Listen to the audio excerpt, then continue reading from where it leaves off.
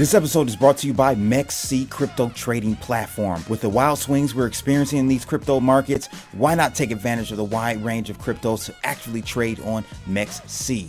Find your next moonshot and never miss another crypto gem again. And use the link below and I'll airdrop you $25 worth of Bitcoin. Visit mexc.com for more information. Link in the description below.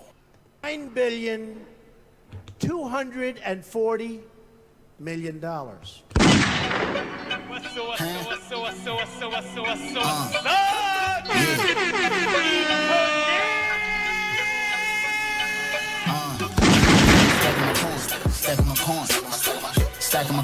Stacking my coin. Bitcoin, Litecoin, Ethereum, cash. Bitcoin, Litecoin, Ethereum, cash. Stacking my coin. Oh yeah, it's your boy Crypto Blood. Let's go. Bitcoin, Litecoin, Ethereum, cash. Since I was born, been stacking my coin. These niggas pop.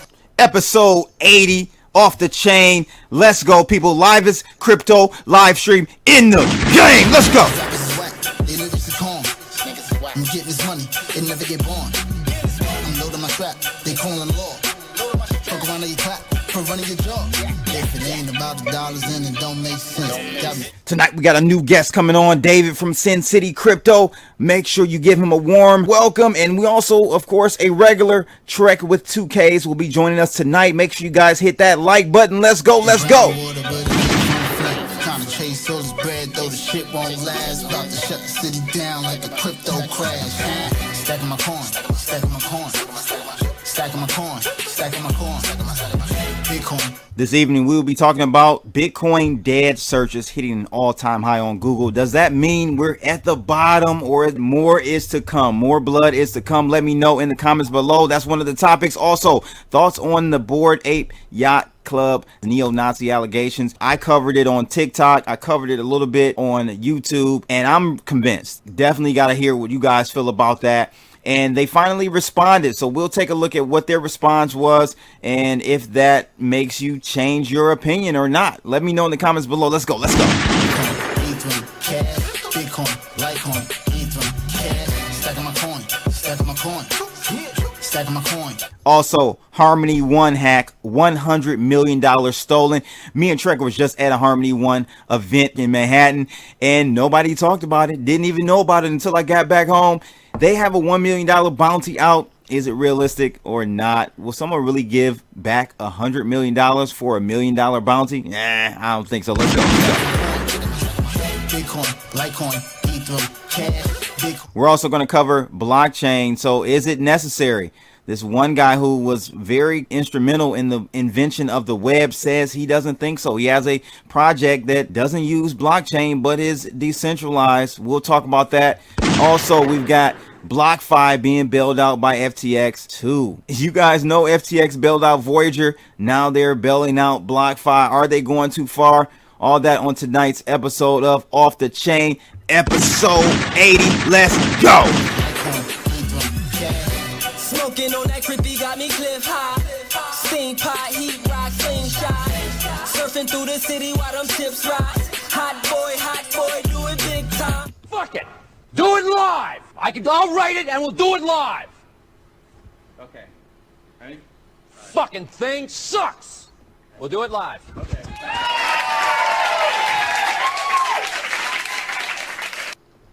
Yeah, we're doing it live, ladies and gentlemen. Live at 3:05. Dade County, stand up. What's going on? Trekk, what's up, man? Sin City, welcome to the show. First time guest. Thank you for joining me today, Sin City. Tell the people about yourself. I got a link in the description below for them. Appreciate you, man. So my name is David. We're from Sin City Crypto. We do have a co-host, Robin. We do a live show Monday through Friday at 10:30 a.m. West Coast time. So if you want some crypto information with a Sin City flair, make sure you check out our channel. Also, a big shout out to Crypto Blood. Thanks for joining our show on Thursday, and thank you for having us today. Oh, yeah, no doubt. And Trekk with 2Ks, not 3. What's the word, bro? Another day, bro. Another day, man. Like, I'm tired, bro. That's all. Oh, man, you look like you need some bourbon or something, man. You need some dark liquor to get you right. Or some white. Right? White gets you up, right? And dark keep you. I don't know what it do for black people. I don't know how it works. You let me know. Yeah, look, it's another day. I got some smoke. I got Uh-oh. some non-popular opinions. Uh-oh. Yeah, I so saw in the chat room someone's talking about Chase Bank is bailing out Celsius. Did you hear anything about this? it wasn't Chase. It was J.P. Morgan that the talk is about right now. Well, that's Chase. I mean, okay, then yeah, but it's so there's nothing official out as far as their side saying it, and it's literally just like the news things making the speculative talks about it. So, Okay, interesting. Well, I don't know. Maybe we'll cover that on this upcoming week. We'll talk about it. Trekk maybe bring it up, or I will on the regular My Two Satoshi videos. And also, you saw the 30-second drop at the beginning. MEXC is a sponsor of the channel. You guys, I will airdrop you $25 worth of Bitcoin. If you go, I got the link in the description of this video. Check them out, man. Great exchange for you DGens. You know, you can do leverage. You can blow all your money or DGen. There you go, Sin City. DGen. He's got the DGen shirt on. Say less. But no, but they're entering the North American market, so real big around the world. They're just entering this market, so definitely check out MEXC. They are legitimate for sure. Link in the description below. Let's get to these subjects, these topics we got today. I'm just gonna share the screen so we can get Trekk. He can just go ahead and blow some steam off. Before we actually get into it, though, I want to ask you, Trekk, man. I don't know if you saw the live stream I did with Reggie or not, but I saw it after. I had missed it when it was actually going on.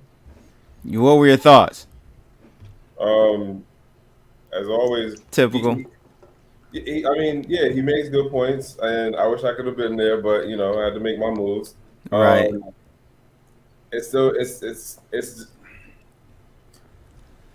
it's one of those, like, we have our ideas on how it could work, but until we actually, you know, see the lawsuits out there. And it's funny, like, when I try to talk to people about his situation with the patents and stuff, everyone always jumps straight into, like, oh, so, you know, who's he suing? Where's the lawsuit at? Why aren't there any lawsuits? Blah, blah, blah. And now lawsuits are apparently about to come out, and let's see how everybody starts talking great about lawsuits once they're out. Like, they're not, you know what's funny? And he made the point too, like, people aren't gonna like it because it's coming from Craig Wright. Like, at the end of the day, if we're talking about inclusion and fairness and, you know, leveling the playing field, does it matter who it comes from? I don't know. I mean, my whole thing is lawsuits and blockchain is just like oil and water to me. I'm just like, if we're going the direction that I want us to continue to go or try to go, I think we're taking steps the other way. But if we're going the direction of, you know, DAOs, decentralization, and, you know, Reggie, he says he can attack DAOs through legal actions. So this is going to bring up a whole new, if he's able to sue a DAO, there's another guy that's suing a DAO as well. If they win, that changes the whole game for DAOs. Yeah. Like, they'll be useless, right, Sin City? I agree. DAOs are meant to be kind of the shareholders of a company, but in crypto. And so the same thing that can happen in traditional finance, where you can attack it. It's the same thing with DAOs. DAOs are meant to be decentralized. You're supposed to be able to voice your opinion where you want the project to go. And if we allow people to infiltrate that and manipulate it or try to regulate it or sue it, then really what's the point of the DAO, right? So yeah, because I don't, you may not know who Reggie Middleton is, but this guy Reggie has broken down basically detailing how a DAO has its weak links. And if you sue a DAO, of course, no one can go to court to represent the DAO. So then there's a default judgment, typically. Right. If that happens, then now you can go after any of the DAO members that you have public information on, and they will be footing the bill for the entire lawsuit. So we'll see how this all goes. I think there's a person that's suing a DAO that is in motion right now prior to Together Protocol. I can't remember which one it is. Yeah. Let us know in the comments though, ladies and gentlemen. Like, what do you feel about suing in the Bitcoin crypto space? Like, it's kind of weird to me, but we'll see what happens. We'll see what happens. Let's talk about really quickly before we get into subjects though. Trekk, I was out there, NYC, NFT NYC. Give me your rundown on what you felt, because we had some of the same sentiments. You wouldn't have known that we was in a bear market just because of how many people was out there. I mean, and I don't know what the numbers were for NFT NYC, but I figure it had to be above like 10K registered because they had 9 floors at the Marriott Hotel. And then you look at what it was, probably maybe 15 to maybe 25 or so different events that were in part like together with NFT NYC, and then things that were just riding on the wave of the whole crypto thing. You figure it had to be at least like 20,000 or so people that came in that were there for the whole NFT thing.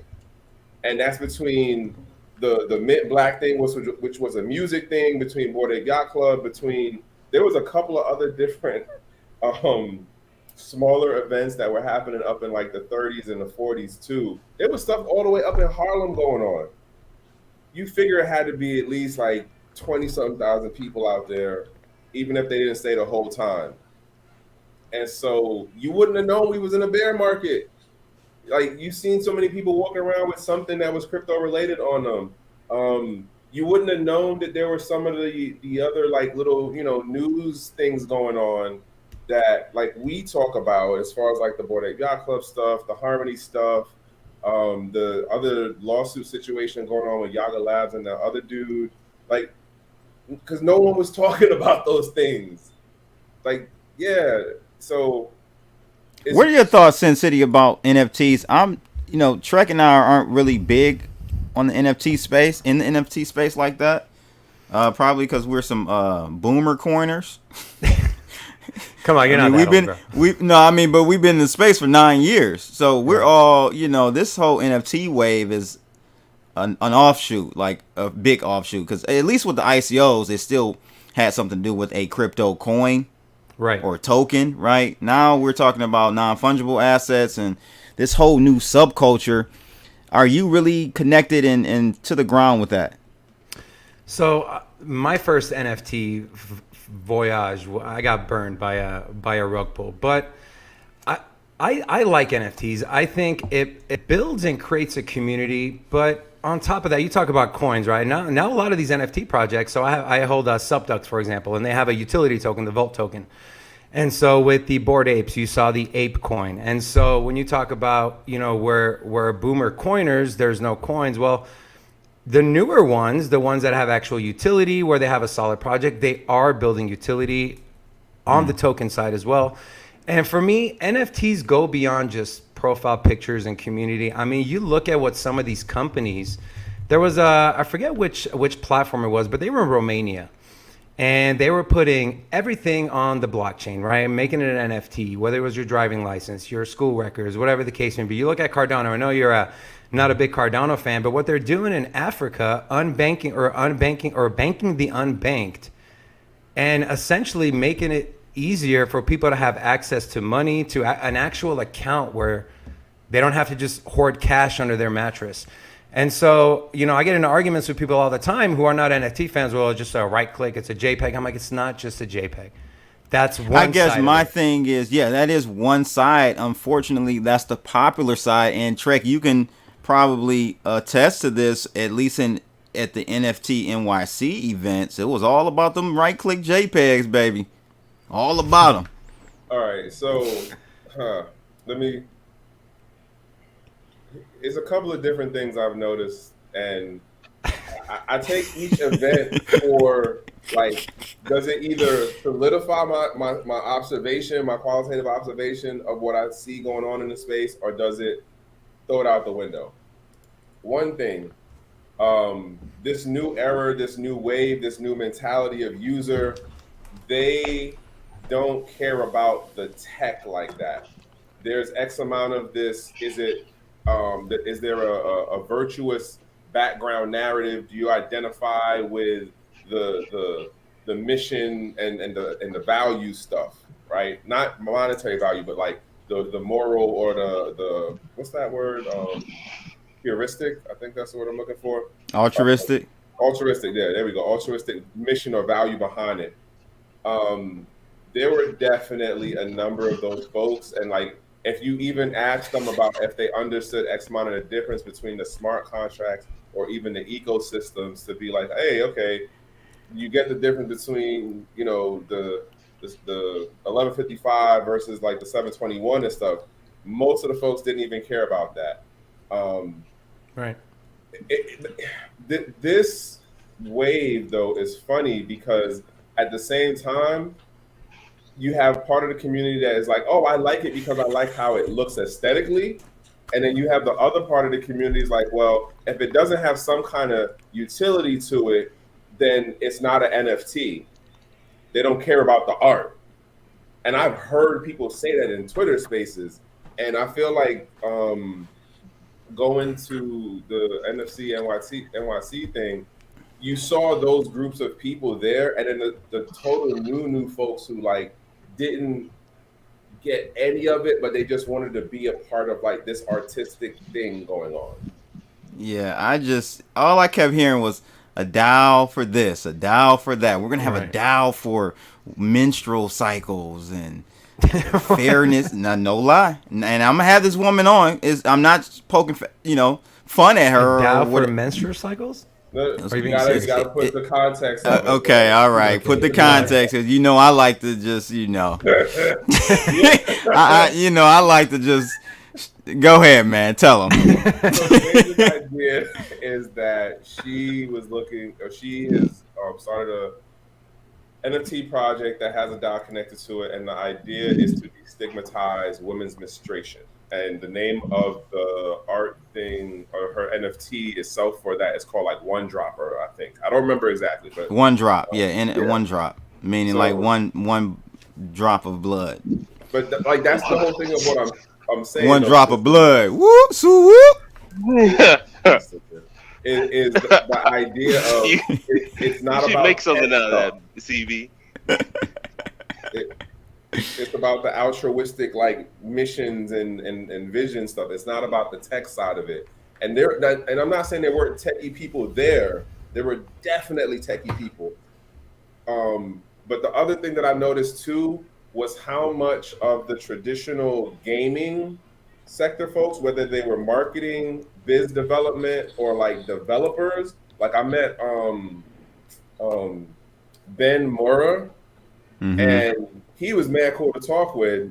That was, we're not even going to run on that one right now. But the point being is that if you went around to enough of the different events, or you at least talked to some of the people at the booths, you were seeing that there was definitely a crossing over of people from traditional gaming sector. I'm not talking like, oh, I just made a game like 3 years ago. Like they've been in it for like 15 plus years, and they're now coming over to companies and they're with projects and they're doing their own thing. Which brings it to the other part that I've noticed over this last year is you have the Front Proxy project, and then you got that they're a spinoff of either a foundation, an incubator, an accelerator, or there's some new part of a spinoff of a company that has nothing to do with crypto, but they're just checking out to see if they can get some legs in the space. I noticed that too thing. Yeah. 10 pound in the building. 10 pound in the building. Yeah, 10 pound. Jason Lynn said 10 pound looking lost. What's going on, man? You keep looking to the left, looking to the right. You standing up, leaving the screen. You on Perky? You on some Percocet, brother? What's going on? No, bro. I'm just making sure my tech is all right, man. Your what? My tech. Pretty much like, all right, so I got my display. Y'all over there. Okay. Okay. Yeah. My camera is up ahead, right? Okay. And what's to the left? Because you were looking the other way too. Man, to the left is just a sexy wall of guitars I got, right, man. Okay. All right. Man, yeah, right. 10 pound in the strip club, y'all. He in the meta strip. Yeah. 10 pounds in the meta strip. What's going on, 10 pound? This is my little AV machinery I got, man. You know what I'm saying? I can make this thing do whatever the hell I want, bro. I can make it stop blinking. I can make the light show stop straight up if I want to. But yeah, man, I'm doing pretty good. But to what Trekk said, people in the gaming industry are taking this seriously. I'm not sure if people realize that like Gala Games is actually like created by some of the people that started Bungie, which, you know, they made Halo, all the, you know, cult classics from the Xbox, man. They're in the sector now. Like this, the whole gaming industry decided, yeah, man, NFTs are the future of gaming for sure. Pretty much. Like, I'm not sure who like orchestrated that, engineered that to happen, but it happened.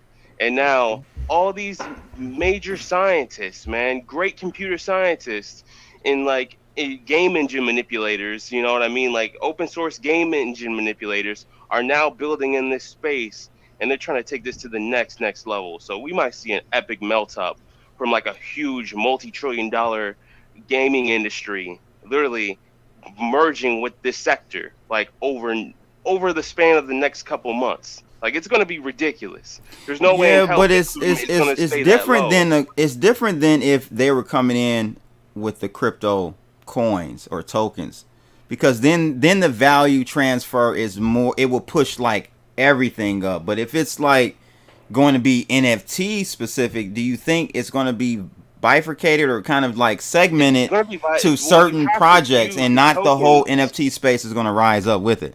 No, you get what I'm saying? Yeah, of course not. Well, dude, there's going to be tons of shit coins and dead projects, man. There's going to be like a graveyard of dead projects that just nobody gives a fuck about. Nobody cares. You know, that's just how it is. That's what the sector does. That's how it sort of like weeds out the bad apples and the absolute rug pulls, right? Eventually over time. But yeah, man, like for the most part, like they're going to have to use the underlying assets for fuel to utilize the networks in order for this, you know, sort of thing to happen, period. Like that's just the way it works. And these cats are not really building on like, you know, I'd say Bitcoin per se. They're building on Ethereum and they're building on Cosmos. Those are the two lanes right now. And of course you can't forget your old faithful Solana, right? Yeah, Solana as well. The Windows 95 of blockchain. Oh man. The Windows 95 of blockchain, always crashing. So did you come down to, you weren't in, I mean, you're the NFT man. Why weren't you at NFT NYC? 10 pound? You know, bro, there were a lot of people that wanted me to be there. I got invited to some parties and stuff, but I was like, man, I gotta focus on what I'm building, you know? So yeah, I'm actually a scientist. I'm not just a hype man or a salesman, bro. You know, like even though I may look like it, I gotta actually like build stuff, dude. I gotta deploy websites and like, you know, bro, I'm like working myself, man. Like I'm actually building myself. So Crypto Damu said you on shrooms, probably. Allegedly. Oh, man. That's what he said. I think one thing we got to remember too is the NFT sector is so new, right? Just like when the internet came out, people only cared about, you know, emails and chats. They didn't really think about the technology and what it can do projecting into the future. And you look at where we are now, you know, streaming 4K from the home. I think the same thing is going to be with NFTs, right? You start off with JPEGs, community, build some hype around it, and then it's going to start bleeding into other sectors. Then we're talking about gaming. You're going to see stuff like V-Bucks, or my kids play Minecraft and they keep asking, can we buy $10 in tokens? And those can potentially be replaced by NFTs. Then, you know, being in Vegas, you look at the sports gaming industry, right? Sports betting. Those tickets can be replaced by NFTs. So they don't have to worry about being stolen or lost or anything. And so I think we're so early in the space that people are so focused on just the JPEGs and the utility tokens and meetups and this and that, that people aren't really focusing on what NFTs can I got a question for all of you. Will NFTs ultimately be bigger than cryptocurrencies? No, they're going to be pretty much the precursor towards people getting involved in cryptocurrencies. That's just the way it is. You need to use the networks to acquire the assets, unless Coinbase decides, you know what, screw having people broadcast transactions on you know, distributed networks. Just come over here, swipe your credit card.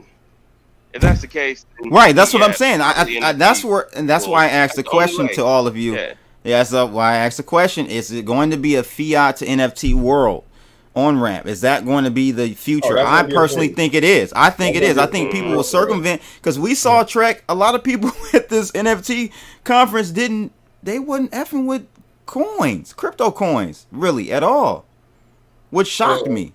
Okay, so somebody asked me this question, and I forgot where, but the there are a number of marketplaces that were at NYC NFT, and that was definitely a part of their pitch. Like, we have the fiat on ramp, so they're just totally jumping around the crypto side of it to go straight to NFT, which then means that at some point the exchanges that have an NFT feature on them, they're going to have to start doing the same thing too. Or they're going to go out and buy these smaller new projects coming up that already have that built in as a feature. Yeah, Syn Crypto, what's your take? That's a very good question, and I agree with you, man. I think it can be. I think with the gaming giants, and you have governments trying to use NFTs and their underlying technology for their people. I think I agree with you. I think people at these companies would rather skip the whole crypto middleman thing and just go straight fiat to NFT. And I think you'll see more platforms integrate that on top of new platforms coming in and just saying, hey. And honestly, guys, I really think that is the future. I'm gonna be, Crypto Dominance is saying it. I'm stamping it right here, 10 pound. I'm stamping it right here. This is why, though. I'm gonna explain why. Because from a regulatory standpoint, I think it's an easier hurdle. It's an easier for a gaming dev shop, right? It's easier for them to say, let's go fiat to NFT versus fiat to crypto to NFT.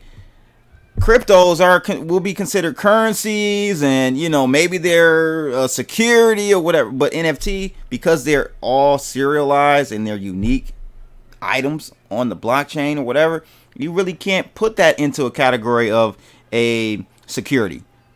No, it circumvents that definition unless they update that Howey test. All right, here's what I see on that. For the projects that run, and 10 pound, tell me if you see on this one with me. For the projects that run heavy on we're gonna have the fiat on ramp,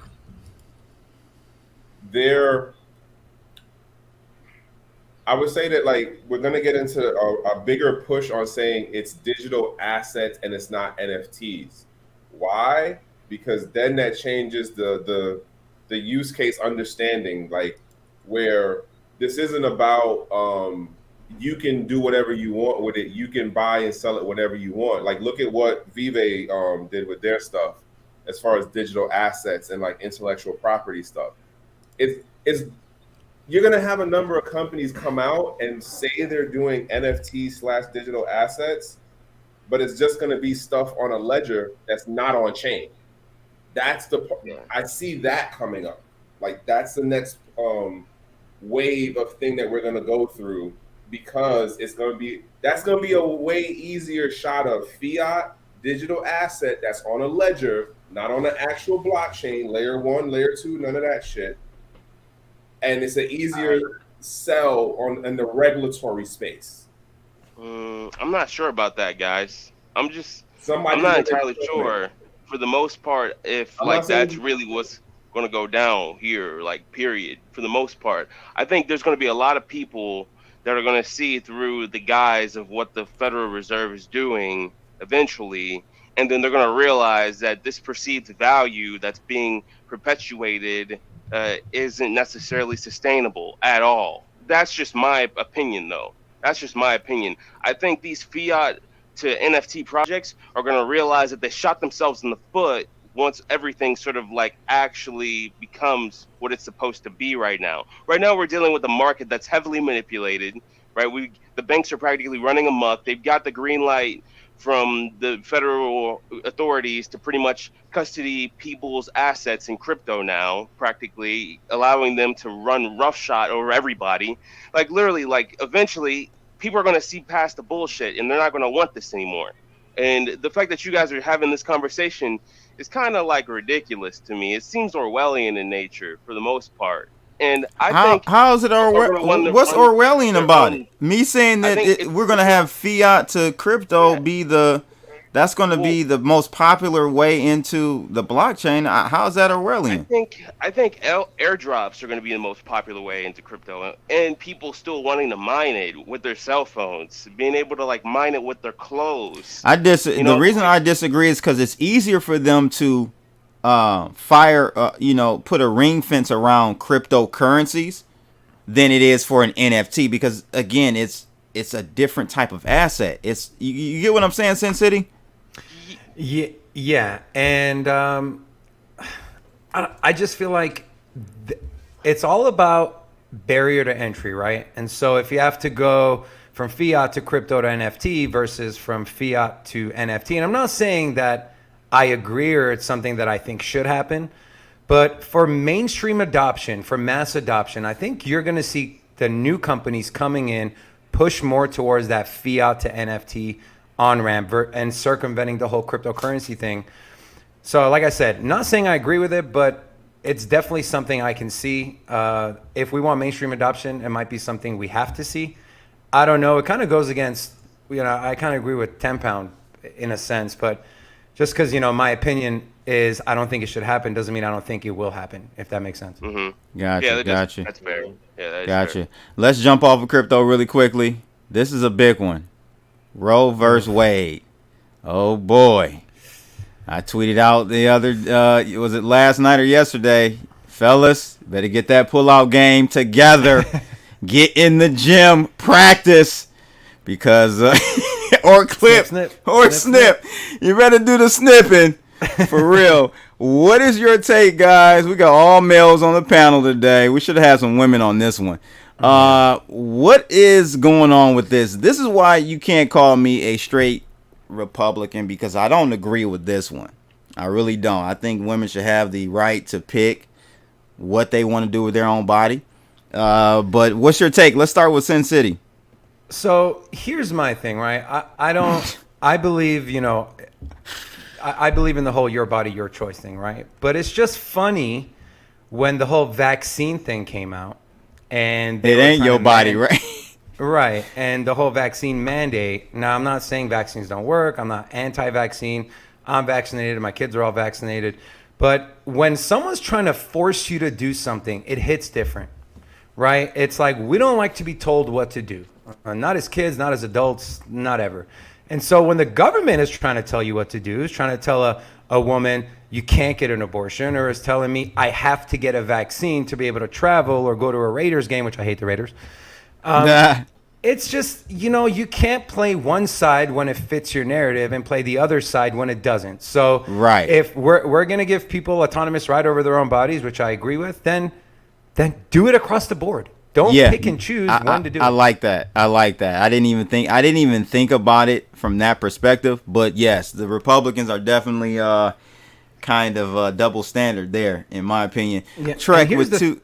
Go ahead, Sin. Just real quick. And here's the thing that so the Democrats have kind of been, and not to get too political, but they've kind of been under fire with the economy and President Biden coming in. And so everyone was assuming in the midterm and in the 2024 election or 2025, the next presidential election, Republicans were going to sweep. Well, this one, the overturn, I mean, this is pretty big. It might put the Democrats back in the driver's seat. Who knows? Yeah, that's a shot in the foot to me. I agree. I'm more conservative, and I thought Republicans had it. But this move right here, I don't know. Trekk with 2Ks, what's your take on Roe versus Wade? What first? Let's ask we gotta ask this question, but honestly, how does this apply to Reggie's patent? That's what we really should be asking before anything else.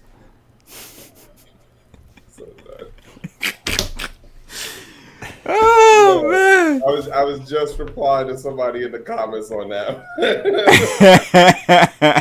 But as far as this goes, I'm be honest, like I'm still scratching my head about like why now and what is the play like, and I don't know. I feel like there's some like woo-woo level back-end conspiracy thing that goes to this. But I just haven't dug into it to like really figure out like what is this actually about? Like why now? And I mean, somebody, I was at a Bitcoin meetup barbecue yesterday, and one of the things they threw out there was the judge who spoke on record for it, or who made the what's the thing where you actually write the opinion of the whole court or whatever. He was somebody who had butt heads with Biden back in the day, like 30 or something years ago. And like that was one of the things floating around. And I'm like, I don't know if I see that one. I'm still trying to figure out where's the money in this. That's my thing. Where's the money in Right, because ultimately at the end of the day, it has to be money related in some form or fashion. It is. Yeah. It is money related. You that's- guys do realize that like they don't want people like not having kids because like literally kids are what fuels the entire like economy. You like for the most part, like it's a big part of GDP. It's also the basis of creating taxpayers, right? You need more children in society.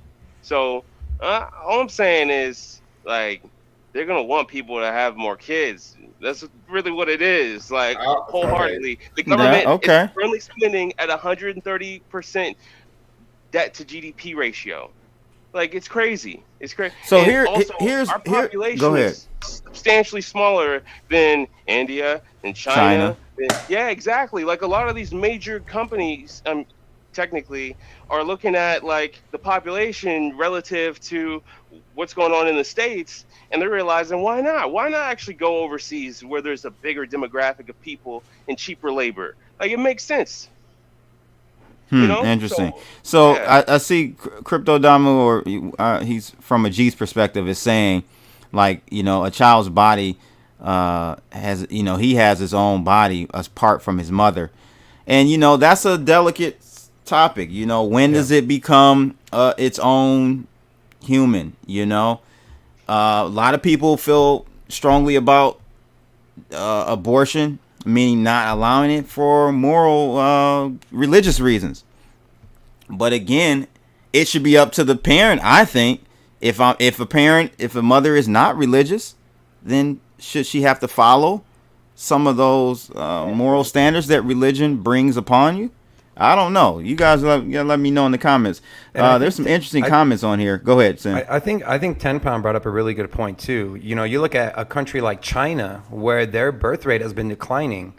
So I watched this video a few days ago. They essentially have like 7-8 more years with the whole Taiwan thing because their birth rates are declining and their working class is getting to that upper age of retirement. And you see the largest generation in America is the baby boomers. And what are they doing? Same thing. And so is there something behind them banning abortion? Do they want to kick the birth rate back up? Not that the U.S. has been declining, but we haven't really been growing either. And so that's important to a country's economy, to their military, to essentially everything. And like he brought up too, taxpayers, man. If they ain't collecting taxes, we're not making money. But then again, it's like if you're forcing people to have kids that maybe can't afford a kid, and the other argument is, well, then maybe you shouldn't, you know, have sex or whatever. But the simple fact is, if you're making people have kids, they might become dependent on the government, That's the point that I want to drive home. That I think, especially in the urban communities, I don't want to just say black because they're impoverished white people as well. But the communities that don't have as much money, now you're going to keep them in that class, right? Okay, can I throw on something in that? So this might have been like a month ago.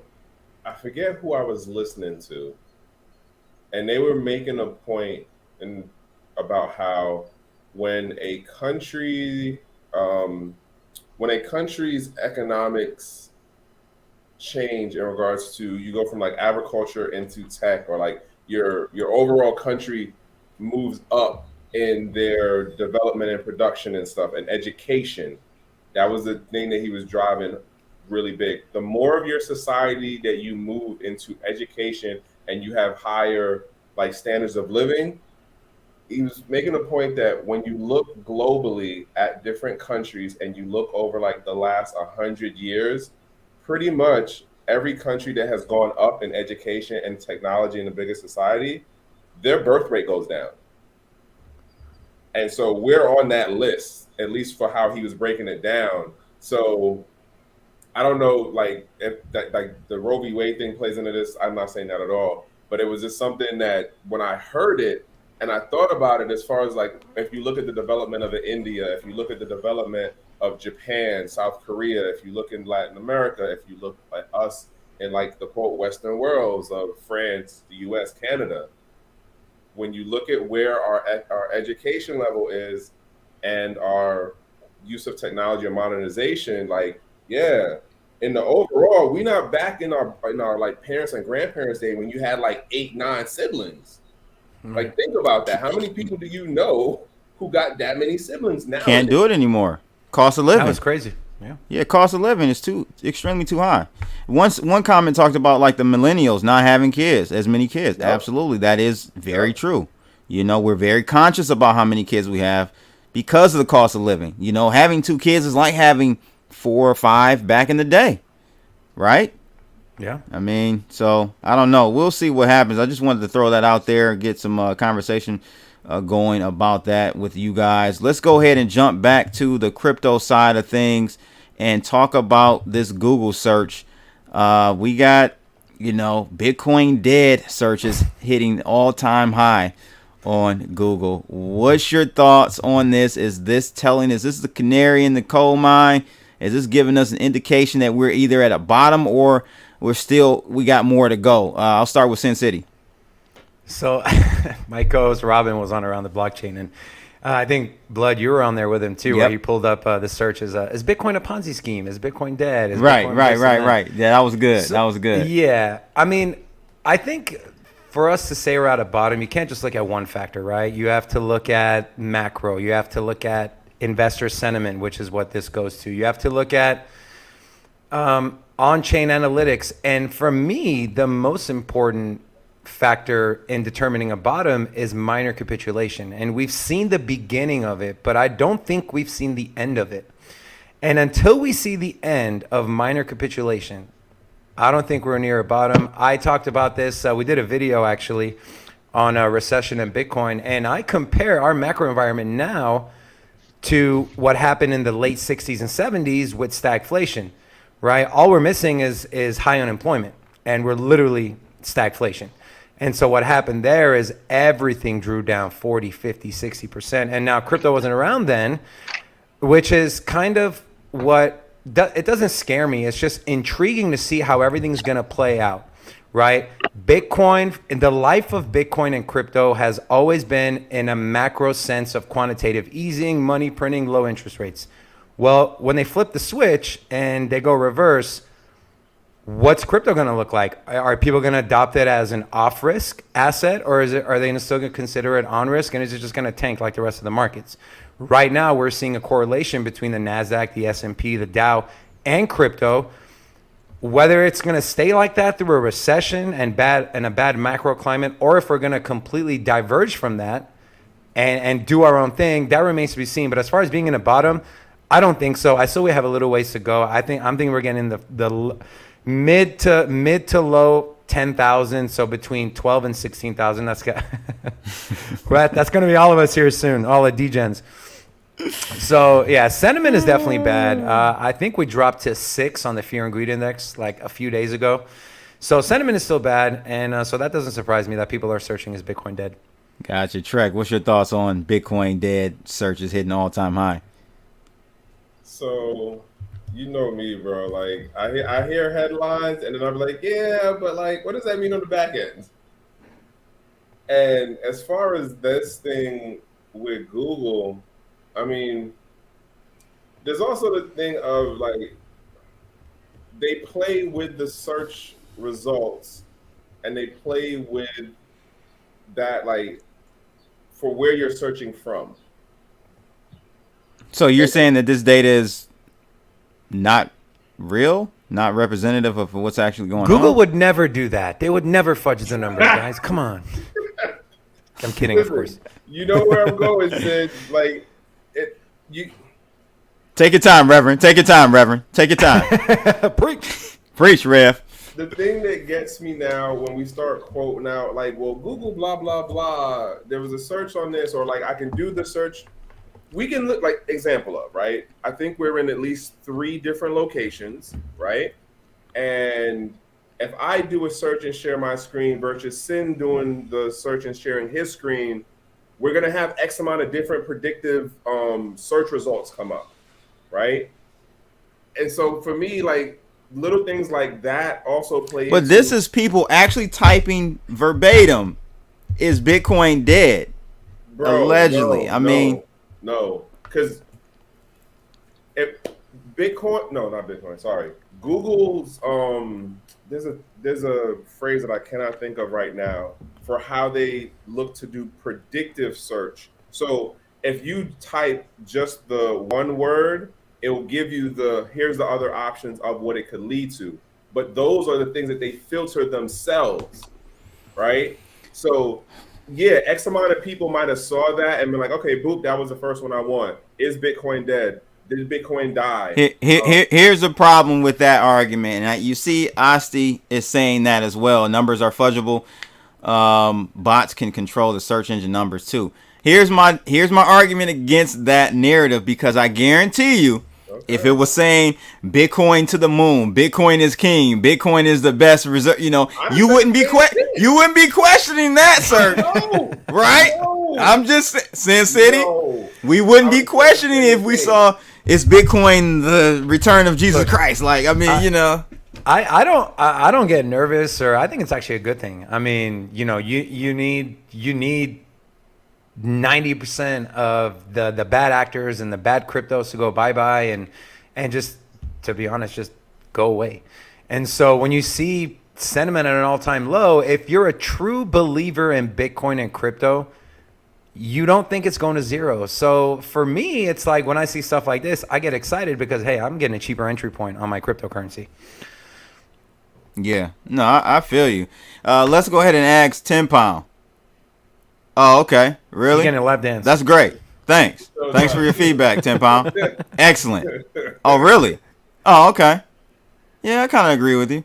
Nah, not really. Oh, okay. Anyway, where the hell is it? This guy Dazed and confused. This guy, 10 Pound, is on one track. Maybe he is at the strip club and getting a lap dance. This guy, 10 Pound, is on one. But, yeah, so I don't know, man. I think we head lower, Sin City. As you stated, the fundamentals, I think someone said earlier, and this has been my investment thesis when it comes to Bitcoin for quite some time. It's this right here. Anything for clicks said, bottom ain't in till Fed stops raising rates. That it's as simple as that, in my opinion. So as long as they continue to raise rates, the lower we go. So I don't know where that ends. Is it 6K, 7K? I'm seeing, a lot of people are now talking about this long-term trend on Bitcoin being that kind of 6K, 8K area that we may bounce off of. Maybe, I hope so. So but what are people supposed to hold their money in, right? The bond yields are coming down, the equities are down, cash is getting absolutely annihilated by inflation. Yeah, Bitcoin's down too. So where are people supposed to put their money? Cash is king, right? Baby. Cash rules Cash is everything around me. Cream get the money. My dollar bills, y'all. Yeah, I think cash for right now. Cash is king. I mean, this should be a part of your investment strategy, in my opinion. You should have some cash, or I call it dry powder. You got to have some dry powder so that you can accumulate these tokens and these coins at a lower price, dollar cost average price. So we'll see. Corey Chambers says gold and real estate. Well, gold may do, fine, lose the least amount. Real estate, I think, will get hit hard as well. But hey, depends on what kind of real estate. You got rental real estate that's, kind of a yield for you, is earning some revenue. That's always great in a down economy. Anything for click says cash is the best asset right now. I have to agree. And so does the market. Dollar is at I forgot what the dollar index is, near all-time highs. It's getting up there. So other people feel the same way as well. It's going back up for sure. Yeah, it's going back up. So any last thoughts on that, Trekk? I know you're not price talk, but where do you see us heading sentiment wise, let's say? You already see what I be doing in the damn group, bro. I be out there, let it just all burn down, bro. Let it just all burn.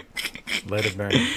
I know. Hey, me and you were looking at each other in New York. Like, are we really like? We were getting so disrespected at these events. We had one guy. I won't say his name. He's like, well, you know, I mean, 2017 is kind of being an OG in the crypto markets. I'm like, 2017? You're an OG? What I say to him, Trekk? I said, if you're an OG, what the hell? What are we? Right. Triple OGs. Nah, he a good dude. He's a cool guy. He's a cool guy. It is definitely interesting to note now. Like I said, like the C19 stuff. You know what I'm saying? The pre, if you were like before 18, now we after it. It's interesting to note the different mentalities and like perspectives on how people are taking the space and like the type of user that is now growing in the space. And yeah, you know, I'm telling you, I went to one event and there was like 4 people on the panel. This one lady was in the space longer than all of the other 4 people on the panel with her. And I was just like, yeah, I don't know how I feel on that one if I was on the panel where it's like, I feel you for having a project. I feel you for, you know, executing. But what can you really say? I don't know. Maybe NFTs are so different than your cryptocurrencies that they don't need to have that history. They don't need to understand all the trials and tribulations and the ethos of the white paper and all of, maybe they don't need to know all of that. No, you know what? Who was it? It was at the Harmony event, right? They had a panel and they did like a history of generative art. I didn't know some of the stuff that they were breaking down about like the history of, if you talk about it in regards to computers, it goes back to the 60s. If you talk about it as far as like there's a system that you use as far as like how you make the pieces and stuff like that, it goes back to like the 1800s. But you know what I'm saying? None of these new folks care about that. I was interested in that because I like history, right? But like the new folks, they don't care about the tech. They don't care about the history. It's X amount of like the altruistic, you know, position on it. Some people do, but you just feel really old. Like KR says if we close under 9K for a significant period, Bitcoin goes to zero. What, like, how do we go from just closing below 9K to going to zero? Like, that's not, come on now, KR. There are no binary events. Come on now. What's a significant period though? Yeah, like, but it doesn't matter. Like, it very well could go under 9K.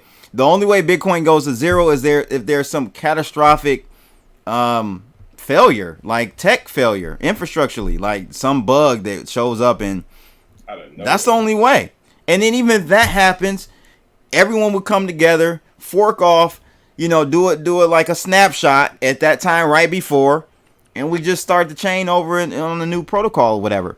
So going to zero is highly, highly unlikely. It's possible, but not probable. Here's a question for you, right? And I thought of this when you and Reggie was talking.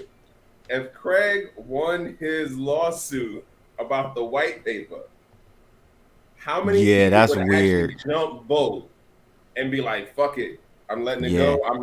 I don't know where I'm going, but we're going to go someplace else. Yeah, this guy Craig did win the lawsuit in the UK. It's in the UK. He won the lawsuit in the UK that makes him the creator of the white paper. Is that what it was? It's crazy, man. Absolutely insane. He's trying to say he's Satoshi. Yeah, right, right. But see, that's the part. Chef Murder said if Bitcoin goes to 9K, my house equity goes to zero. Now that's more of a that's more likely, homie. I feel you on that one. Oh man. So let's move on to this one here. New video revives debate over Bored Ape Yacht Club's alleged racist imagery. Listen, I did a TikTok on this. I watched this whole documentary, and I'm sorry, man. There are just too many similarities for it to just be a coincidence. You know, one or two things, okay. But there were a number of things that I saw in this documentary that made me really take a different look at the Bored Ape Yacht Clubs. They finally made another rebuttal, a response to this, and they basically said they only came out when one of their, I guess they respected individuals in the space started doing they did a whole hour video on it, I believe. But they're saying Yuga Labs is calling it what did they call it here? I can't. So they said that there's a long history of people affectionately referring to themselves as apes in crypto. I don't remember this, Trekk. You've been in space as long as me. I don't remember until Bored Apes was a thing. That's what I'm saying. I don't remember anyone talking about ape anything other than if you was a gang. You know what I'm saying? That's only apes I know. I remember people in Telegram before Bored Ape Yacht Club even came out. They were like, "Yo, you gotta ape in on this project, man. FOMO in 100%. Your whole portfolio, just ape in." Okay, that was what, in 2017? That was 2000. I'd say 19. 2019. Oh, even. Okay, so all right. What's your take on? So one other thing though, I want to highlight something else though. He said that, so this was the biggest thing. I mean, the one glaring thing for me, ladies and gentlemen, was the Nazi Totenkopf logo. Okay. They said they got their logo from skateboard culture, threw in hip hop in there just to tame you coons and all you black people. Oh, hip hop. Okay, we're good. Japanese anime and then streetwear culture. Come on, man. What do you, how? Nah, that's cap. Bro, but here's the thing. Wholeheartedly, there's an ongoing lawsuit against Ryder Rips. Yes, because they're pissed off about it. They're really mad that they got exposed for being 4chan troll lords. They are. Really That's all. mad. It's one big 4chan troll. That they got everybody. They got everybody. Yep. I'm sorry. There were too many things that coincide with Nazism or neo-Nazi beliefs. Trekk, what's your thought? I know you don't really care too much about it. Give 2 licks, bro. 2 licks. Like I've been saying, my whole thing is we literally know that there are things we celebrate, we commodify, and we teach in school that have horrific direct connection to history. This has a fucked up origin story. Nobody talking about let's stop this thing, let's ban blah blah blah. We still promote it, we celebrate it, we buy the dumb shit. I don't care. Like, and then at the end of the day, if we really talking about that, this is all about inclusion and leveling out the playing field, and everybody be what they want to be about. Then who am I to tell you don't do Bored Ape Yacht Club because X, Y, and Z things that I believe are in connection to the founders? If that's what I believe, what do? Not fuck with them. And here's a bigger one for you. But too. it has to be awareness spreaded about it, at least for people to understand who are uninformed about it, right? Bring the awareness. And you was with me. We was down the block from the Bored Ape Fest, bro. Who was talking about that? Mm-hmm. And now, granted, it was a couple of us who was like, nah, we're not going down there, right? For whatever the reasons were. But on the bigger thing, if in my mind, if you tell me, all right, I'm not gonna mess with Bored Ape Yacht Club because I believe the way that the story is being set up for the Nazi connection, and that is what it is. If you don't mess with them because of that, you can't mess with Yuga Labs. If you don't mess with Yuga Labs, you got to stop messing with CryptoPunks because Yuga Lab owns CryptoPunks. Right. Like, how hard are y'all really about this? Oh, I'm not for the Bored Apes thing. I mean, I'm kind of not, but like I got friends that are holders, man, and I get that access, so like whatever. But bro, I still honestly think that like, we should get Columbus Day off the calendar first before we ostracize these people for doing some shit. Like an internet troll. Damn. Bro. Yeah, so whatever, bro. Damn. Like, this is the shit that I'm talking about. Let's get the non-melanated guest opinion on this first before y'all keep going. I want to hear what he thinks, man. I'm just I kidding. want to hear what he Look- thinks, bro. Look, I'm not going to Because- pretend. I'm not going to pretend to understand. I watched the whole documentary, by the way, the Okay. YouTube video. And my initial, whenever I watch documentaries or read articles, my initial thing, I'm always very skeptical, right? So I go in there and I'm thinking, all right, why are they talking about this? Why are they showing this? Are they stretching? And the first 2-3 examples, I was like, it's kind of a stretch. And then you get deeper and deeper and deeper and That's deeper. what like, I'm well, saying. Shit. And so, Yeah. although me being a Caucasian, it might not affect me, but if I have a ton of black friends, Asian friends, it doesn't matter. If I see that they're affected, then just as a human being, you got to be like, yo, this is wrong. And so, but the only thing I didn't like is this Ryder Ripps guy, right? They made this documentary, right? He And wrote then about this, and then he does the same thing. Yeah, right, and it's like that he is- made like $3-4 million on it. So it's like, Yeah. did you really care about the neo-Nazism and hurting black people, or did you care about making money? You know what I'm saying? Because I think I feel like he and Trekk. You said you read the Medium post and the blog that came out months ago. Months ago. Bro. Okay, the thing is, at that point, was he trying to upsell it, or was So, he I just don't putting know out that. the info? Isn't the Dude, documentary another dude, and then the Rip dude is the guy who did the copy and paste stuff of Bored Ape Yacht Clubs. Mm-hmm. I'm just making sure. The documentary dude and the Ryder Rip dude are two different people. yeah. Yeah, 100. I believe Yeah, so. But here's the thing, CB, I believe bro. so. You do realize that Ryder Ripps literally programmed in the contract to take 10% of every transaction, right? Right. That happened, yeah, regardless of what And that's what platform they I'm were using. saying. And just to go a 10-pound stand, on top of that, it comes out and says, oh, there's no royalty fees. That's BS. It's in the code. Yeah, It's it is 10%. bullshit. Yeah. So it's like, So he does shoot himself in the foot, but is shooting himself in the foot and trying to be a capitalist. Does that invalidate the facts that are presented there? Yeah, that was tasteless. I agree. It's kind of tasteless for him to do that. But my man got to get paid how he got to get his how he get but it. do you think his research and what everything he talked about is null and void because he's over here making money off of it, or do you still think that? Hey, I personally say no. I think it's a tasteless move. I wouldn't have done it, but no, it doesn't invalidate to me his research.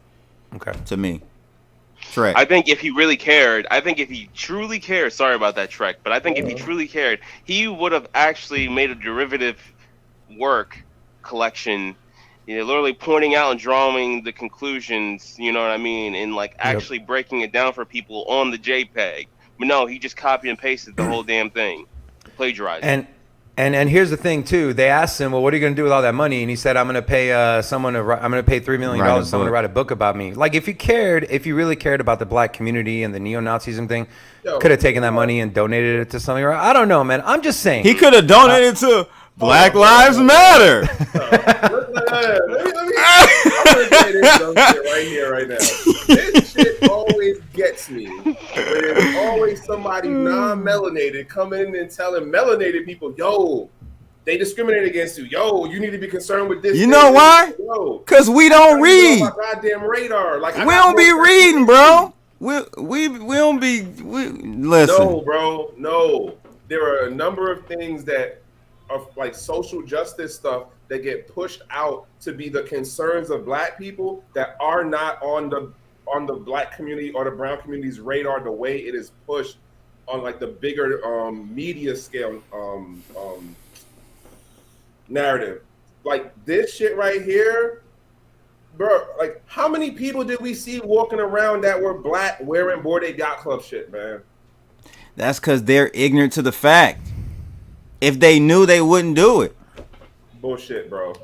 Bullshit. I'm so serious, man. People wear Fendi, and Fendi's art style is jacked off of African art, but no one friggin' knows that. No one doesn't wear Fendi. No one knows that. I didn't know that. I don't have any Fendi. I'm a Gucci man myself. And then there's issues with Gucci too, but Yeah, exactly, bro. Like, dude, it's all just like a bunch of blackface wearing like people that just want to, do what they do, man. Like, whatever, man. Like, And this is why I be saying we all not gonna make it now. I'm on the fucking fucking we all not gonna make it train, bro.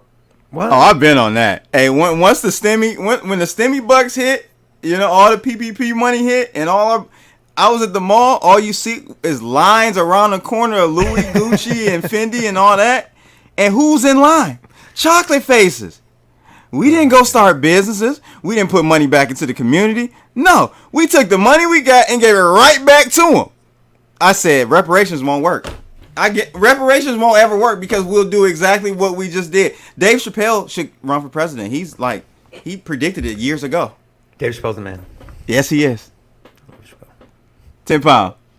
Damn. Yeah, with truth bombs out here, straight up. But you're always gonna have outliers, though, man. I consider myself an outlier. People, you know, they straight up. I start a business for them, you know. Then they hand me a blank check, and I go, I not buy a bunch of assets and liabilities that are gonna be tax deductible. And like, people are just like, "Damn, Pat, you crazy?" And I'm like, "Yeah, you're right. I'm not stupid." And I'm just like, "Yeah, sure, it is what it is, right?" But for the most part, the niggas be dumb as hell. Let's just be real. Exactly. Exactly. Yo, I mean, it is what it is, man. We do, man. We need help. We need help, Lord Jesus. We need help, Lord Jesus. Yo, that's the reason why Jay-Z and Jack Dorsey are starting this program on financial wellness and being, you know what I mean? But why we're hating on them for that? Yeah, I guess. I don't know why. Trekk. People are just weird, man. Why are we hating on Jigga Man and Jack Dorsey for trying to enlighten and help us within the wealth category? I don't even got the.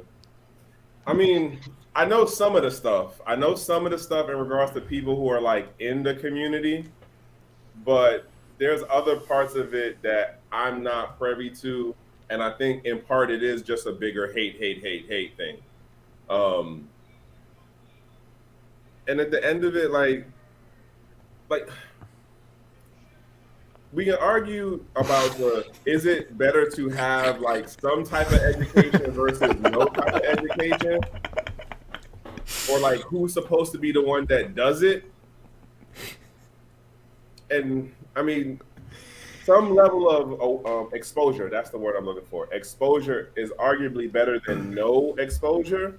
And considering who's actually doing the stuff, which is Naja Roberts and Lamar Wilson, like they've been out here putting in the work for years now. Like Naja's doing her city tour thing.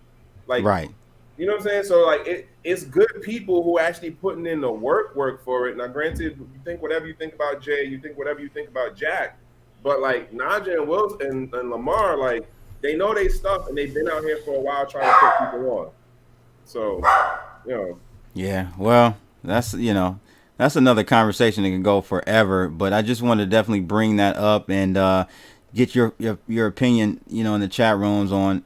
Do you think that Yuga Labs' response or rebuttal was good enough? Or was it sufficient enough? They're saying it just, you know, is a bunch of basically smearing. This guy is just really trying to put them under the bus, and I'm not buying it. I'm really not buying it, even though, again, as you guys stated, you know, it's tasteless for him to try to upsell you at the end with his NFT, but the facts are the facts. And I think, you know, I don't believe in coincidences, man. There was too many things in that documentary that they pointed out to me that made it not a coincidence. To Trekk's point, does it really matter? Does it affect black people at the end of the day? No, it doesn't. It doesn't change anything, any direction we're going at this point in the black community. But hey, but I don't know what it does? It's a big ass you joke. know what it does, CB? You know what it does? It literally enables the people I was talking about earlier, right? It enables those people, the bankers. They just run roughshod over people, right? But there are also the people that decided to ride the Cali. You know what I mean? Like they ride the Yuga Cali, yeah, exactly. Bro, they decided to ride the Cali, bro. So they were like, you know what, I'm a brother. Fuck it, I'm gonna embrace this project. I'm gonna get in on Mint, and they literally achieved life-changing wealth, you know. And yeah, for the most part, it just allows them to say, hey, you know what? Here's your bag. You found out the true nature of this, but here's your bag, and welcome to the club. toast. Here's to our anti-Semitic, hateful nature. That's a different and twist wealth. to it. Yeah, bro, it is. Wow. It is a different twist. It's an umbrella. It literally said, "Here, you guys can come and be a part of the club." It was like them. But you gotta you gotta kind of shame and shame your own culture. It's like a sacrifice type thing. Yeah, I'm sure not too many black people even own Bored Apes, but okay. Well, there's a couple of them. There's a few of them, and a lot of them are actually like entertainers and basketball stars. But there were some people from the fucking hood. They got in on Mint because it was cheap. You know what I mean? It was dirt cheap. 0.08 ETH is nothing to some people, bro. In this collective of African American smart cyber money, like it's nothing to them. So they got in and they changed their life. Good point. Let's move on to the Harmony One whole situation. It's funny because I hit up Trekk like, yo, we were just at the Harmony One event in Manhattan. Did you hear anything about this? Nope. Silence. We didn't hear anything about this hack. $100 million hack. And it from what I understand, the article talks about it here, guys. It wasn't really even a hack. Allegedly, it was like 2 of the private keys were compromised, and they were able to drain the account. Their bridge uses a smart contract that has multi-sig on it, but I don't know why, but I figured they would have had an odd number versus an even number, and they haven't specifically said. No, they do. I think it was 3. It was a multi-sig of 3. Oh, it's 4. Yeah, it's 4. That's and strange. That you had to get to make the transaction happen. I agree. That's interesting. What I'm saying. Like, why didn't y'all do an odd number? You know what I'm saying? Like, I don't know, but whatever. They haven't really come out and explained anything yet. What's really going on in that article is it's security cyber people who are giving their guess on how things got compromised, and at that point, it's not 100% that's what it was, but that's what it seems like from security expert folks. So, what I want to know is how this was supposed to be encrypted twice and stored offline, and this. Now, how the hell did someone get a hold of 2 of the private keys? Right. And to Trekk's point, typically you want to do an odd number, so majority rules, right? 2 to 4 versus 3 to 5, 4 to 5, but. I just don't understand. At least it wasn't as bad as Optimism airdropping to the wrong address, which cost them $20 million. But Harmony One is such a great project that for them to allow this to happen, 2 out of 4, you can just literally drain the entire network of the liquidity. Not to mention DeFi Kingdoms, one of the biggest play-to-earn games that's native to Harmony, that had an exploit too. So this just tells me and cements in my mind how early we are to the blockchain industry, to cryptocurrency, to what we're moving forward to, which is Web3. And yeah, you know what? Yeah, you posted that comment, inside job. I kind of thought the same thing. Yep. I was like, to get 1, okay, but to get 2 that are supposed to be heavily protected and encrypted, no way. It just, I'm just like, yo, was this an inside job? Social engineering, sorry to cut you, but like, do you have a social engineering you would have had to do for that? Right. Like you had to really like plan that out to be able to get the one person. You probably could have worked it out, depending on how you're doing it in a couple of months. But like to hit 2 people, it's an inside job. It's inside job. No doubt. So I agree. I think for the most part, bro, the Harmony token has been around for a long time. It's been around since like 2017, 2018 era crypto. That's a long time. I think so. It is a long time, especially for them being their own like RPC configuration similar to Polygon Matic. I think that's a long time compared to some of these grifters that come into the scene and they're just like, oh yeah, we just want to, pretty much do a no roadmap project. They're launching like, right now, for instance. Just an example. Anyway, so with that being stated, right, like this project is practically like foreign money. It's it's from Asia. Like it's an Asian team, and yeah, maybe somebody was like, giving them a call saying, hey, remember that time I helped you out, scratch your back? Well, I need you to scratch my back now. And yeah, something happened. So yeah, who knows? I just want to jump backwards. I didn't know about, Trekk, maybe you're more familiar with what's going on, but Jason is saying that Jay-Z did Bitcoin Zay wrong. What happened with that? Okay. And this is why I'm unaware. This is why I said what I said. So you got the folks who are in the crypto space who know where Bitcoin Zay sits in all of this. But as far as the bigger, folks are hating on Jay and doing the school thing, that's a bigger thing outside of the crypto space. Okay? The stuff in relation to Bitcoin Zay is because Zay put together the proposal last year and had a pitch deck about it. Zay, Naja, and Lamar are a part of the Bitcoin billionaires, right? Bitcoin billionaires thing from Clubhouse. And so because of certain alignments that Jay has on his side and that, Jack has on his side too, it wasn't prudent to have Zay be a part of it.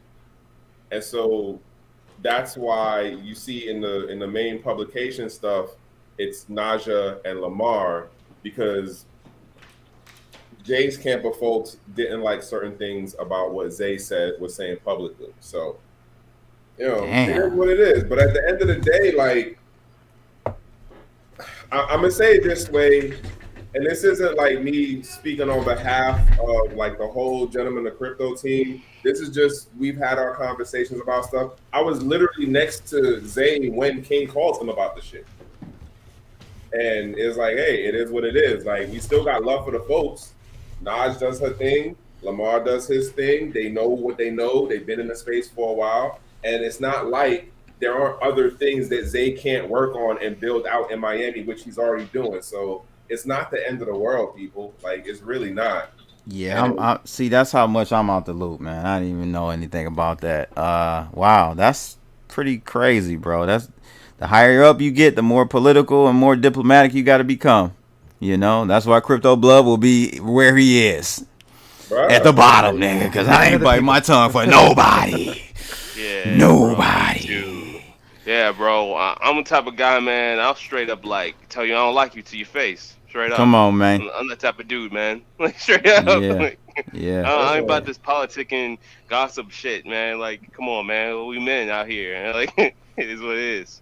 Yeah, no, I feel you. So let's jump to the next one really quickly. I know Trekk got to run. This web inventor Tim Berners-Lee said, "Screw Web3." He says, "My decentralized internet don't need blockchain." What do you guys think about this concept? Because I'm a huge fan of Hedera Hashgraph, which is not a blockchain, and is the reason I was early in adopting it was because it wasn't a blockchain. I like to hedge my risk a little bit. All these blockchain projects and this blockchain, that blockchain, layer 2, 3, 4, 5, 6. I'm like, Hedera, a Hashgraph. Let me go grab some of this. And the reason is because we know in technology, what we think is going to be the winner, first mover advantage in tech, usually is not the winner.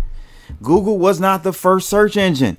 We had Alta Vista. We had, we can go down the list, right? This is why I'm kind of went with Hedera. Are we going to see a time in a place where this whole blockchain thing kind of dies off, fizzles out, and we'll just have some type of decentralized network as we have with this guy's invention called, I think Solid is the name of his project. What's your take on this? Do we need blockchain to be decentralized? I'm going to start with the more technical person, 10 Pound. Well, I know you're an H barbarian, bro. So I'm gonna say, yeah, man. Hashgraph is obviously a faster solution. It is what it is. I like that. Yeah, But like, I think having a corporate chain is probably just another ring fence too. You know, having your own little siloed machine that's open source, truly open source, you know, transparent and permissionless, will always have utility in a sense. Always, no matter what. Even if it's not the victor, somebody somewhere in the world is going to be like, hey man, I want to do commerce and do trade with you. Maybe, you know, in the future, if like, you know, quantum encryption comes and, you know, runs amok and everything just absolutely gets, you know, tattered to shambles in the blockchain space, and people will lose trust in the entire system. Yeah, probably. Yeah, we don't need it. We probably. But I guess my question is, we're 12 years into this. Mm-hmm. We haven't seen a blockchain yet scale to the point where it can be used by the masses. Cardano's it's coming, bro. I know you're a Cardano hater. God. Oh my Bro, God. hey, Cardano is coming. Listen. That's not a Uh-oh. blockchain though. Yeah, Uh-oh. a blockchain is something that like works in sequential order. An Ouroboros is like a form of a graph, and it's also a proof of stake graph. So yeah, it's like comparing apples to oranges here. But I get your point though. Cardano is a pretty cool little network that they got going. You know, like, and their community is growing, and developers are actually wanting to build on it now. Like, DAOs are going to be over there. Like, NFTs are already there. Like, and plus, Plutus Playground is practically like a really good like toolkit, you know, for people to just try it out, see if it works for them, and you know how it may fit. But you know, I think it's actually an enterprise tool rather than like a straight out like, you know, a network for the masses at the moment. That's just the way. Sin City, your take. So the reason I brought up Cardano is we're talking about, you know, scaling, and you know, with their Hydra coming out, they're going to be able to get up to 3 million transactions a second. Now, of course, they tout we can do 1 million a second, and it's all about what actually happens versus what theoretically can happen, right? But and when you say Hedera Hashgraph, I get PTSD because we did a video about it. Yeah, we did a video, and we said something like they're a little centralized because of their board. They got JP Morgan Chase and this and that. And man, we just got lambasted in the comments from the community, so I get a little PTSD. But can't be no worse than the Hexians. Man, that's a conversation for another day. But they like the MS-13 of the blockchain, bro. They're. I've met a few of them in person, and they're very passionate. I'll just leave it at that. Intense. But Hashgraph, I like Hedera Hashgraph. The only thing with them is their Hashgraph technology is essentially, I don't know if copywritten is the right word, but patent protected. There you go. And so yeah, but they open sourced it. Yeah, but to what extent? Right? And so the whole ethos of crypto and blockchain is everything's open source. We help each other build. You know, this person makes a mistake, we learn, we build, and like blockchain, right? Block on top of block on top of block. So, but back to the article, what I want to know. So first of all, his project was failed. It didn't really get off the ground. Second, you got a guy, you know, old money here sitting there talking about we don't need blockchain, this and that. Maybe you know how many people just don't understand blockchain. So what's easier? Is it easier for you to go and learn and understand it, or for you to say no? My project is better. My idea is better. The way I'm going to do it is better. What I want to know is these pods, who has access to these pods? Who controls them? We know blockchain is immutable. You can't change it. Are these going to be immutable?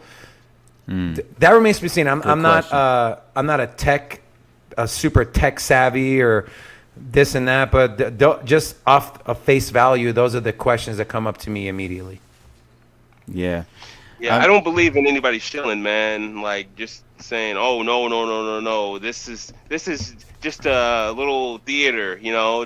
This is the real network over here, man. Don't mind all those clowns over there. This is the real thing. Like they obviously want your money, you know. I mean, he brings up a good point though. Like I'm very open-minded about the future. Like, you know, this is all one big experiment. It's been going on for 12 years now, and we've seen progress, but if you map over any other industry, I think you would have seen more progress by now in the scalability side of things. Not saying it's an easy task to, do. I mean, you look at Lightning Network for Bitcoin, right? You're taking the oldest, slowest, clunkiest network, the mainnet, which is Bitcoin, and you're throwing a Lightning Network on top of it, and it's essentially could be used every day for payments. I mean, you saw Jack Mullers at Bitcoin 22. He showed a video of him going into a store and buying soda and snacks with the Lightning Network, and it took literally seconds. So my issue with Lightning Network is too long to even start talking about right now at an Another hour and episode. 25. Another episode. Stay tuned, man. That Lightning Network is just the devil. Well, yeah, but it's also going to be called Web 5, man. You know, take yeah, that 3 was plus funny. 2, just scissor. You know what I mean? The scissor, web scissor. Yeah, web scissor. They want to literally cut off all these DeFi protocols and everything. Be like, all right, this is all just built on Bitcoin now. Which, I mean, we'll see how it goes. We'll see how it goes. Yeah, Time will tell. I'm not convinced. I'm not convinced we're building everything on Bitcoin. Let's talk about the last subject for this evening. Blockfi receives helping hand from FTX. I mean, these guys are going around. I didn't know their pockets were that deep. God. Bro, that FTX money, it go back to the blue star from what I hear. If What's you your know what take on this, Trekk, as far as and we talked about this on Sin City's podcast or YouTube live stream.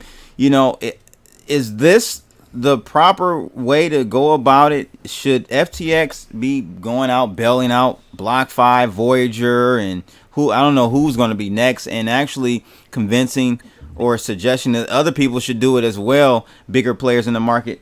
Is this the right move to make? Are they exposing themselves to too much risk? So, first, let me say this. Like, one, I'm not a fan of FTX, right? In regards to how I see them moving in the space and what I think they're doing for centralization. But from a business standpoint, from the looking at like the business development team side of folks, the partnership things, they strategic as fuck, man. Like, and like they hit, like they execute. Like when they come to you, they know they got a 9 times out of 10 thing that you're gonna say yes. And once you say yes, and they like the vampires. Like once you say yes and you come in, boy, they just gonna knock down the whole thing and like make things happen. On the business side, I give it to them. Granted, what did Blockfi really do that was necessarily innovative as far as the technology? I can't really call it because I haven't used their platform in particular. But I think that for the money that Sam is connected to and how he's looking to move about the space, and he's doing it where he's moving at like the different sectors and the different levels of the space. It's a smart move. Like it really is a smart move, and it might give them a little bit more negative exposure. But Sin City seems to disagree with you. Go ahead, David. Man, Let's see. I have so much to say about this. So first of all, I'm a believer. Okay, so in 2008, when Wall Street got bailed out, what do you guys think about that? Do you think they should have gotten bailed out? Hell no. No, but Hell no. those are taxpayer dollars. This is what I said on your show. I said the only thing I can big up FTX on and the community is that we're not looking to bail out a capitalistic firm with taxpayer dollars. This is private capital that's going to bail out another private was publicly traded, but you get what I'm saying. It's a capitalistic entity. Is it? Is it though? I mean, people have their money on FTX, right? Mm-hmm. I mean, so Sam Bankman-Fried is not doing this out of the kindness of his heart. He's not doing it because he cares about the crypto space. Here's why he's doing it. He is positioning himself and his company to do one of two things. One, so I was talking to Robin about this, my co-host, and I was like, I'm sitting here, and let's say you're not a DJ, you haven't been in the crypto space for a long time, and you're just regular retail. You've heard about Bitcoin, you've heard about ETH, and you're sitting there like, man, this is going down, and Coinbase changed their terms of service and Voyager, and you're sitting there. Well, I need to on-ramp my fiat somewhere. What am I going to use? Am I going to go to Coinbase, who just changed their terms of service, or am I going to go to FTX, who obviously has enough liquidity and money because they're loaning out money left and right? That's number one. Number two, I don't know if you guys know this, but Morgan Creek, which was co-founded, I believe, by Anthony Pompliano and Mark Yusko, they're trying to raise $250 million to not let Blockfi take money from FTX, because here's what's going to happen. There is a clause in the FTX. It's essentially a revolving line of credit. There's a clause that says that at any point they can exercise an option to buy up that amount of shares and essentially alienate and liquidate the other shareholders of Blockfi. When you talk about the Voyager situation, them lending them money out, that's dependent upon. There's a condition that if they can't get their money back from Three Arrows Capital, if Voyager cannot get their money back from Three Arrows Capital, that deal, that credit line goes away. So are you really trying to help? He says, oh, I'm trying to stop it from spreading contagion. It's something we have to do. I call absolute bullshit. He is positioning. He is leveraging. It's so many layers and facets of what they're trying to do. The optics of, hey, we're trying to save it. Oh, we're safe enough. Come park your money here because we have enough money to not only have enough liquidity on our platform, but to bail these other struggling companies out. And then the back end deals as well. Stuff you don't read, right? The fine print in these deals that we don't read and we sometimes don't even have access to is stuff like what with Blockfi and liquidating the rest of Blockfi shareholders.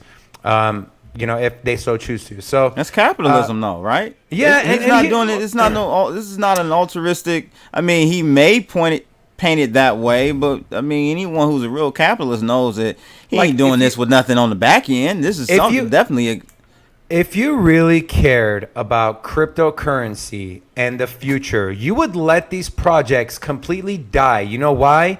I'm with you. It's because when they burn to the ground, you can step back and say, this is where they fucked up. This is where they went wrong. Now we have to build on it. But what happens when Voyager knows that, hey, Alameda Research has a 12% stake in our company. We know they'll bail us out. Or Blockfi says, we know we'll get bailed out. So what do? They become more brazen. Yeah. Exactly. No one learns. You have to hit your head against the wall, and it has to hurt for you to be like, all right, can't do that anymore. It hurts. But if you always got mommy and daddy to bail you out. Yeah, but Sam Bankman-Fried, you're right, absolutely. That's how it always goes, right? Sam Bankman-Fried literally has gone on the record and said, hey, guys, I don't believe in Bitcoin. I don't believe in crypto. I don't believe in it. I'm just here for the money-making opportunity. He doesn't believe in it. What's wrong with that? What's wrong with that? He's just a pawn, bro. In my opinion, and his financiers are practically calling the shots. That's the way I see it. Yes, exactly. Like, listen, like I said, it's not that I'm a fan of FTX, but if you look at it from a capitalistic point of view, a business point of view, his team is mean. Like, they come in, they come with the deal, they make sure they cross their T's and dot their I's. And if you silly enough to sign it, like, guess what? That's on you. Like, but I don't really see any problem with it from a morale standpoint or a business ethics standpoint. I see nothing wrong with this because we're not using taxpayer funds to bail these private companies out. My issue is I think they're probably, if they continue to try to bail out, here's my issue. I think we had lower in the markets. So this bailout is only going to be the first one that Blockfi would need, the first one that Voyager would need. Are they willing to put more money on the table? If not, they're throwing good money after bad, in my opinion. That's the only thing I see as a problem. I think we had lower. If they're in trouble at $21,000 Bitcoin, what the hell is going to be at $10,000 Bitcoin? Yep. That's all I'm saying. So that's a good point. And no one has unlimited money. They may have a lot. They ain't got unlimited. BlackRock's got a lot of money. Yeah, the Fed has unlimited money. Exactly. But the Fed practically finances BlackRock. Yeah, that's true. Yeah, Fannie and Freddie and all them, bro.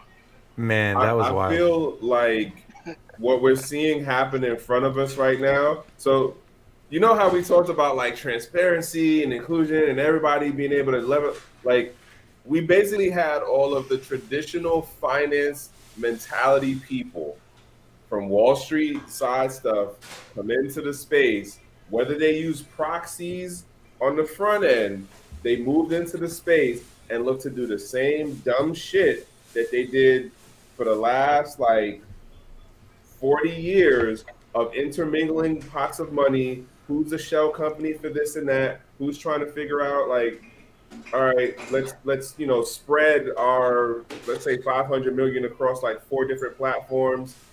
And the annoying part is when you try to talk about that part of the space, no one wants to hear you or believe that that's what's really going on the back end.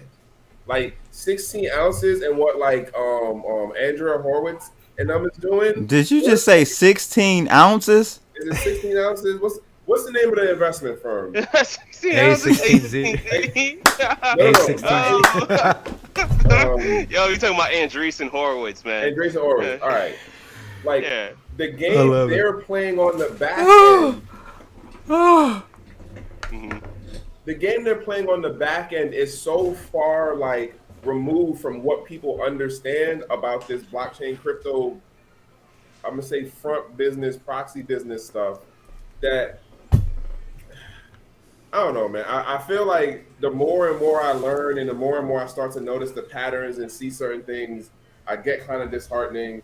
The point being is that for what we see happening right now out in public and learning about the liquidity issues and learning about who's intermingling with who as far as money, it's the same stuff that they did in Wall Street.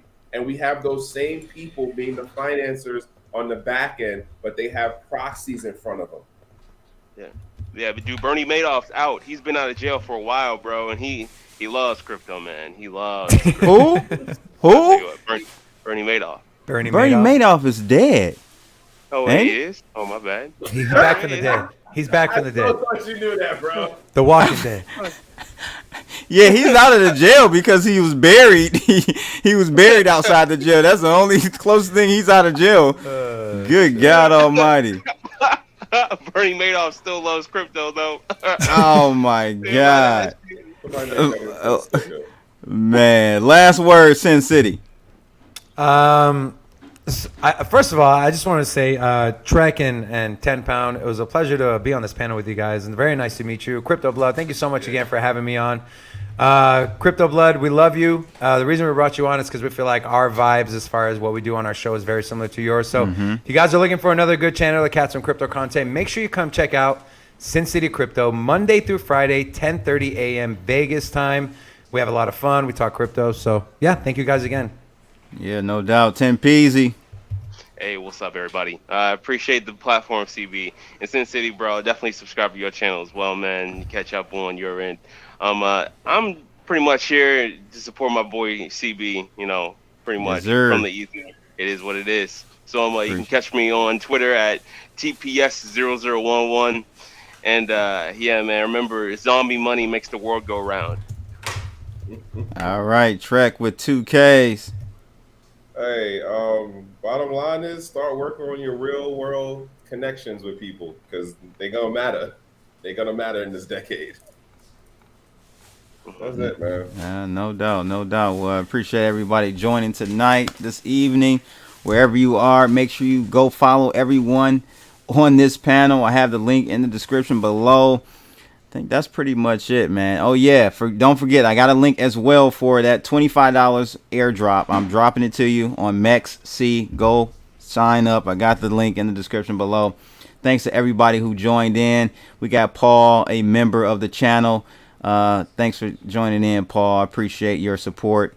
Any other members in the building today? I don't see any right now, but yeah, that's pretty much it, ladies and gentlemen. Another episode. We out of here. Holla.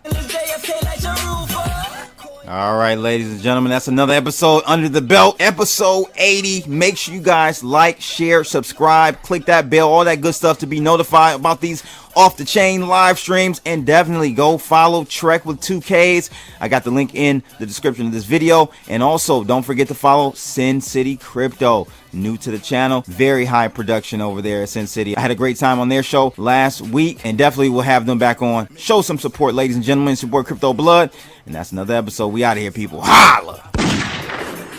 The digital circuitry to circulate this currency, move it with urgency, cause it's straight trying to murder me.